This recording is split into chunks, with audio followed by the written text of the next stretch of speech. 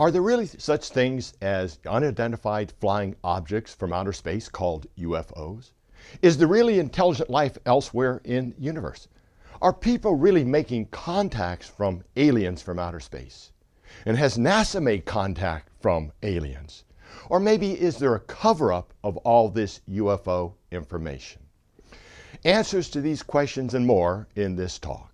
I want to welcome you to Creation Radio and TV. I'm your host, Mike Riddle, the president and founder of Creation Training Initiative. And our topic today is called UFOs, Aliens, and the Bible. Where I'd like to start is, why do so many people believe in life in outer space? And some of these reasons include, and probably the most important reason is, a strong belief in evolutionism. You see, if life evolved here on Earth, then why can't it evolve elsewhere in space? So that's probably the main reason people believe in extraterrestrial life, the belief in evolutionism. Other answers would be the public education system. They promote sometimes science fiction as reality or science. Another reason would be the government seems to support this idea of life in outer space. The media is another answer. Early childhood indoctrination into belief in life in outer space. And another reason would be a lack of a biblical worldview, not a complete understanding of what the Bible really teaches on this subject. Well, let's go to the education system. I'd like to talk about a book they're using in some schools now called Life in the Universe. It's a science book for non-science majors. Let me talk about some of the chapters in this book. One of the chapters is titled Introduction to Astrobiology. Astrobiology being the science of the study for life in outer space. Another chapter deals with life on Earth. They talk about the origin and evolution of life on Earth. Another chapter is Life Among the Stars, the search for extraterrestrial life in outer space. So that's what we're getting in our schools. The reality, what they're teaching is the reality of life in outer space. Now, why do we want to search for extraterrestrial life? Well, a couple of clues here. Number one, the meaning of life. People are looking for something bigger than they are for salvation. They're looking for something that will give them meaning other than just plain evolutionism. And another answer would be salvation. They're looking for salvation in something. For example, there's all these doom and gloom reports that a meteor is going to hit the earth. It's almost a reality, it's going to happen, and all life will be destroyed, and we need some alien life to come and save us from this catastrophe. Or maybe 30, 40 years ago, there was the ice age is coming, a new ice age. And today it's not a new ice age, it's global warming. We need somebody to protect us from all of this. Or maybe our resources will run out, or the sun will burn out of all its fuel. Or maybe mankind will destroy themselves. So we're looking for something to come down and save us, some form of salvation. Now, who actually believes in UFOs? Well, a 2005 Gallup survey showed that about 25% of Americans believe that extraterrestrials have visited this planet sometime in the past.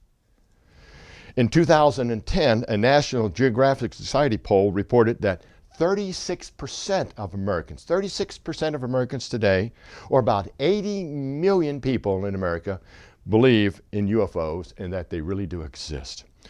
And only 17% do not believe in UFOs. That leaves about 43% of the American population are undecided on this issue. Now again, what causes so many to believe in these UFOs? Well, let me give you 7 supposed evidences for the existence of UFOs. Number 1 again is evolution is taught as a fact, including the idea billions of years. So certainly enough time for everything to evolve. How about the vastness of the universe? How could we be so arrogant to believe in this great big universe we're the only life that exists? The long history of alleged sightings, and I use the word alleged sightings, numerous modern sightings by professionals, including politicians. The claims of personal encounters by people. The claims by NASA and other scientists that they actually have physical evidence of these UFOs. And finally, some very smart people believe in UFOs, such as Stephen Hawking. So shouldn't that be enough evidence for everybody to believe in UFOs? Smart people believe in them also. And additionally, there's Hollywood. Since 1947, Hollywood has featured over 500 programs about UFOs and aliens. Let's take a look at some of these pictures. Here's a group of pictures of supposed unidentified flying objects, or UFOs, coming from outer space. We even have pictures that capture more than one at a time. We have pictures of them even over cities. And here is again Hollywood. Look at all the movies Hollywood has produced. It came from outer space.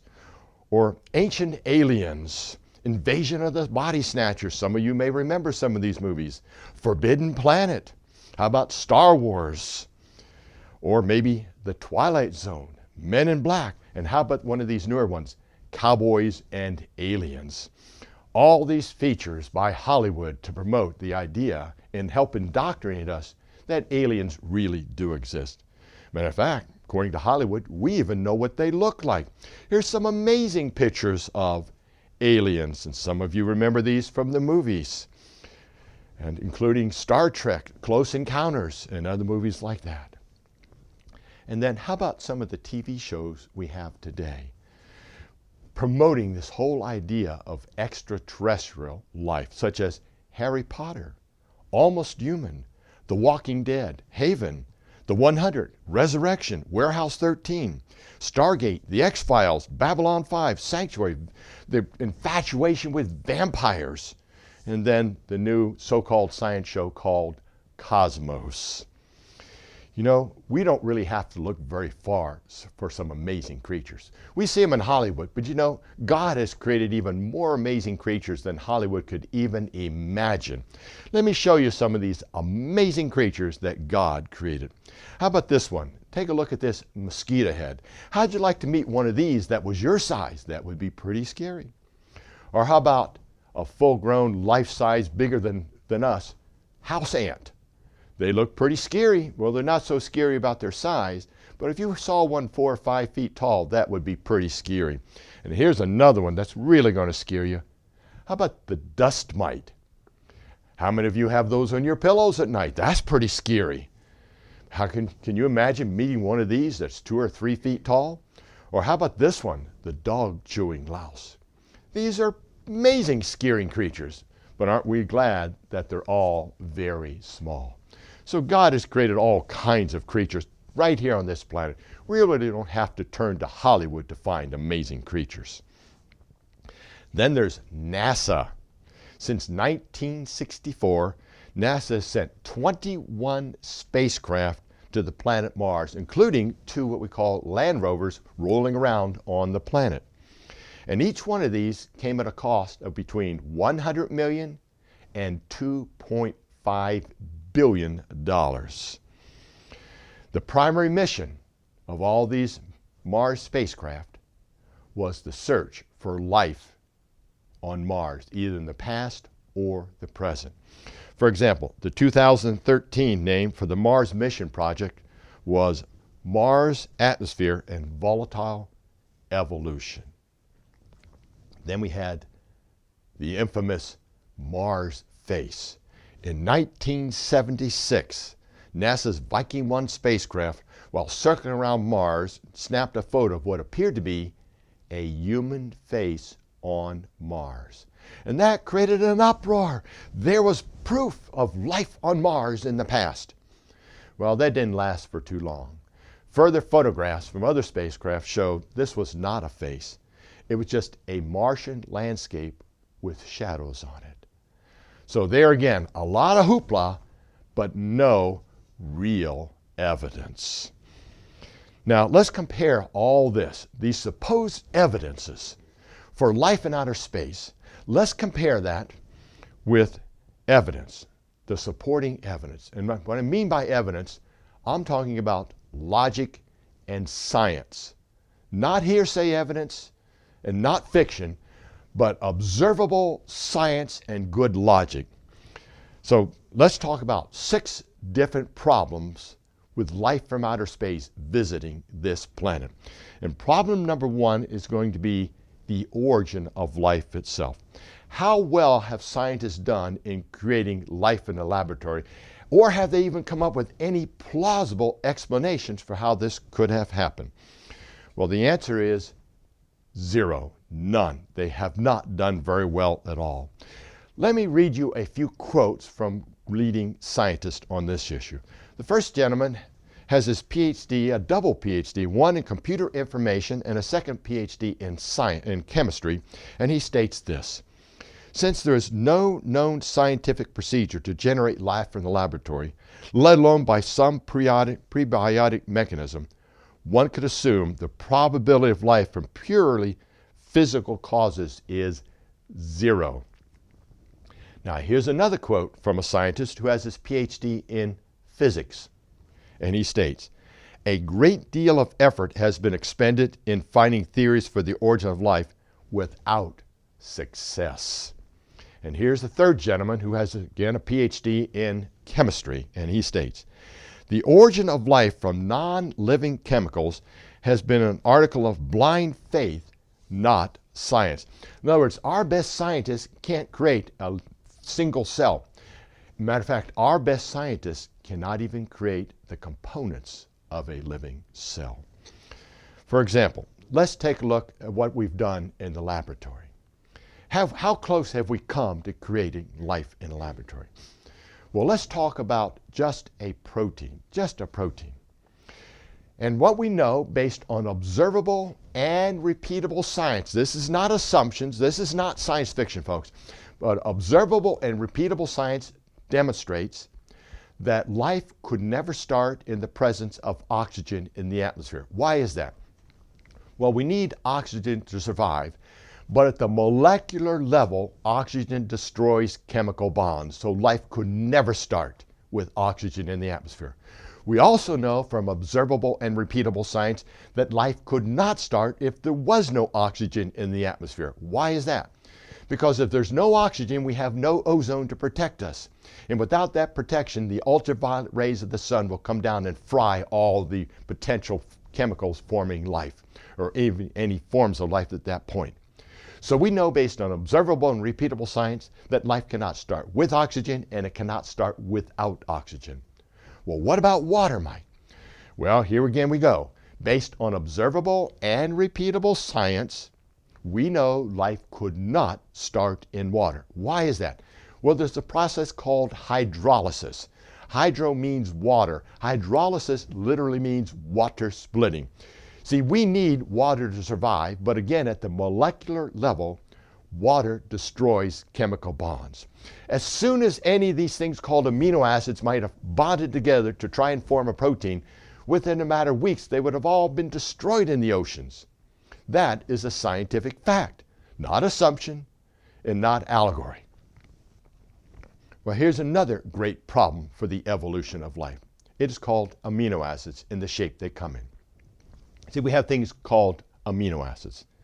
And amino acids can form together to make what we call proteins, or the building blocks of life.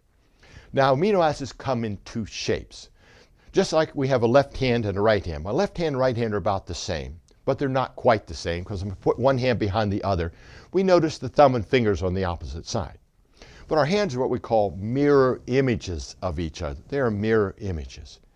And these amino acids come in the same shape. 2 shapes called left-handed amino acids and right-handed amino acids. What's the difference? They're made up of the same atoms or same components, just like our hands. Here's the problem. All amino acids and all proteins used in life are left-handed. There are no right-handed amino acids used in proteins in life anywhere. Well, what's the problem about that? Well, the natural tendency, in other words, left to itself, as evolution would be, the tendency is always to bond left and right-handed. In other words, come up with an even mixture of left and right-handed amino acids, and that has been the result of every experiment we have done. We always come up with an even number of left and right-handed amino acids. And folks, that is not close to life. That is as far away from life as you can get. That is a poison to life. Life requires only left-handed amino acids and proteins. And folks, there are trillions and trillions of these in your body, and they're all left-handed. That is an insurmountable problem for evolution to overcome. They haven't even come close. Now, since all Darwinian evolution rests upon the origin of life, the origin of that first living cell, it is critical for evolutionists to either create this in laboratory or come up with some plausible explanation for how this could have happened. And as yet, they have not. In other words, the origin of life is a critical component of all evolution. Without any observational evidence, how that happened is nothing more than a matter of faith. It is not science. It is faith. Attempting to push the origin of life back to billions of years does not answer the question, how did life originate? Billions of years adds nothing more than more faith to the issue. Our best scientists can't create it, and there is no plausible explanation how it could have happened. And since life cannot start here on Earth, why would we believe it could start anywhere else in this universe with even more harsh conditions than we have on this planet? Therefore, to talk about life elsewhere in this universe is meaningless and a matter of faith, and it is also just science fiction. That was problem number one, the origin of life. It can't happen here, folks. Then why do you believe it can happen anywhere else? Other than you just have faith it does. So problem number two deals with distance. And I want to talk about the speed of light. The speed of light. How far can light travel in 1 year? And that's about 5.8 trillion miles. We'll just round it off to 6 trillion miles. Now, how fast is that? For light to go from the Earth to the moon would take about 2 seconds. That's pretty fast. For the light to go from the Earth to Mars would be about 4 minutes. To go to the nearest star would take about 4 years. To go across the Milky Way would take about 100,000 years. To travel to the nearest galaxy would be about 2 million years, and the second closest galaxy would take about 20 million years. So this universe is vast. Now, let's take a look how long it would take a spaceship to travel, let's just say, to the nearest star, which happens to be about a little over 4 light years away, or about 25 trillion miles away. Well, let's suppose you're on a spacecraft going 25,000 miles an hour. And incidentally, that is much faster than our space shuttle goes. Traveling 25,000 miles an hour, it would take you 114,000 years to get to the nearest star. If you were to travel 100,000 miles an hour, that would take over 28,000 years to get there. How about if we were to go 500,000 miles an hour? Well, that would take 5,700 years to get there. Well, how about if we traveled 1 million miles an hour? Well, that would take a little over 2,800 years to get there, folks. These distances are vast, and there's no known vehicles that can travel that fast. Well, let's say, for example, suppose you wanted to build a vehicle, a very fast one, and you wanted to make it to the nearest star in just 40 years, so you'd have a little time to enjoy it when you got there. You know how fast you'd have to go in a spacecraft to get to the nearest star in 40 years? Over 67 million miles an hour. Folks, these are beyond our current comprehension. So that's problem number two, the distances. Problem number three, I'm going to call radio waves. Now, we watch some of these Star Trek movies, and we see the man on there called Captain Kirk communicating halfway across the universe in just a 1-hour episode. Folks, that is incredible, because did you know radio waves do not travel any faster than the speed of light? So let's say, for example, you wanted to communicate to another planet. And let's suppose there was a planet by the nearest star other than the sun, the nearest star, which is 4 light years away. And let's say that planet had intelligent life on there. And that intelligent life decided they wanted to come to Earth. And incidentally, that would take them, going the speed of light, 4 years. And once they got here to Earth, they decided to phone home.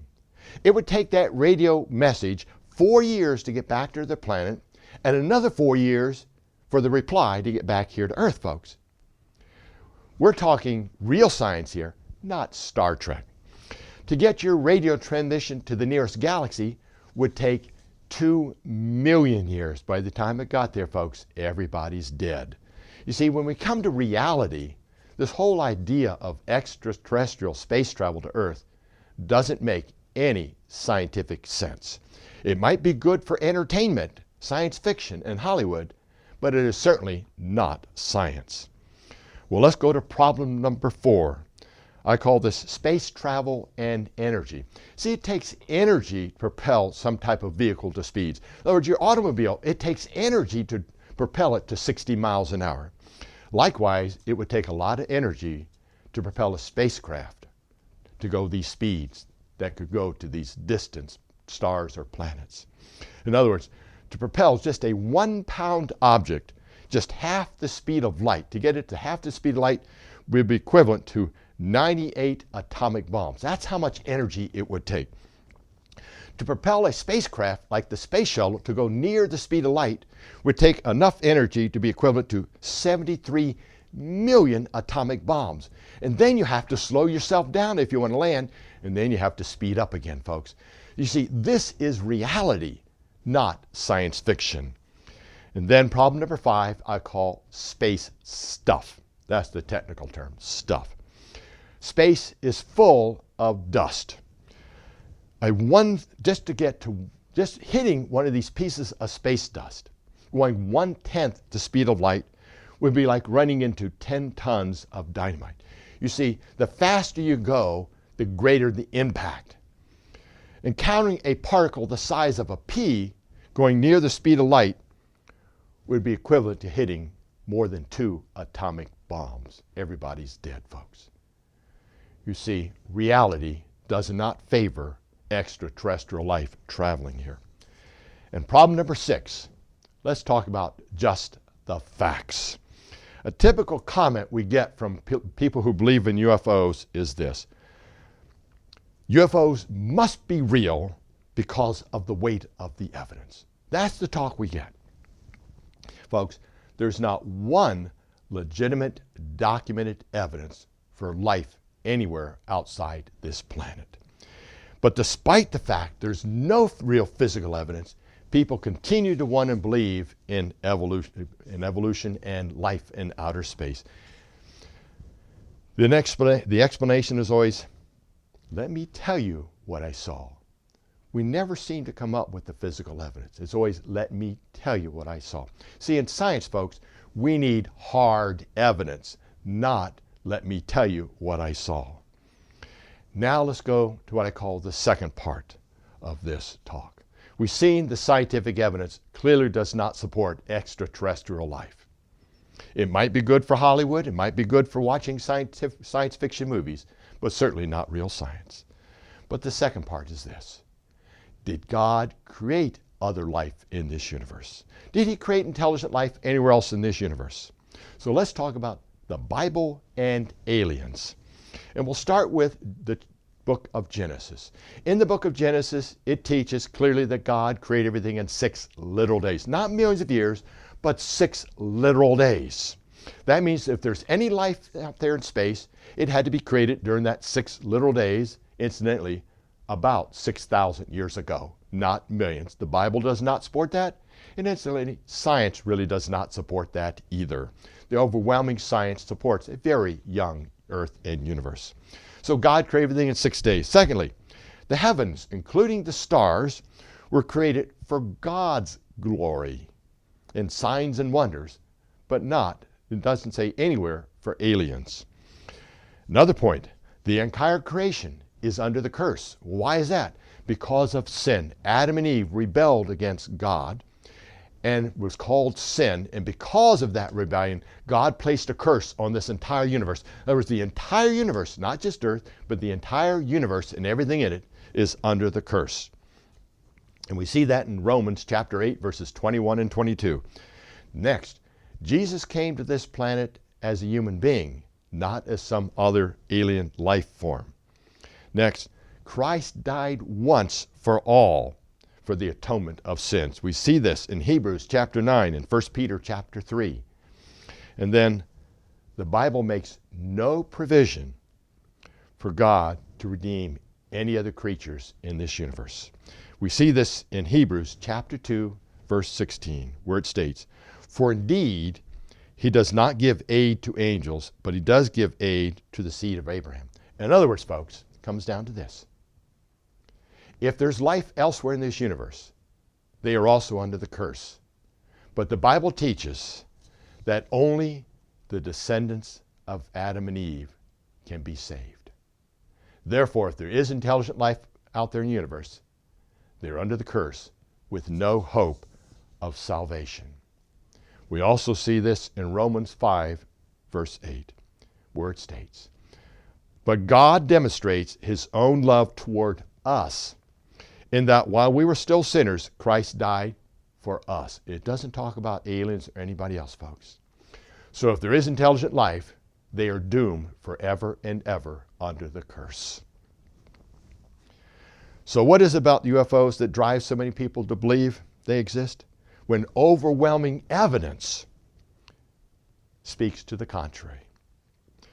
When such visitations, all these so-called visitations, folks, contradict all known laws of science in chemistry, physics, and biology.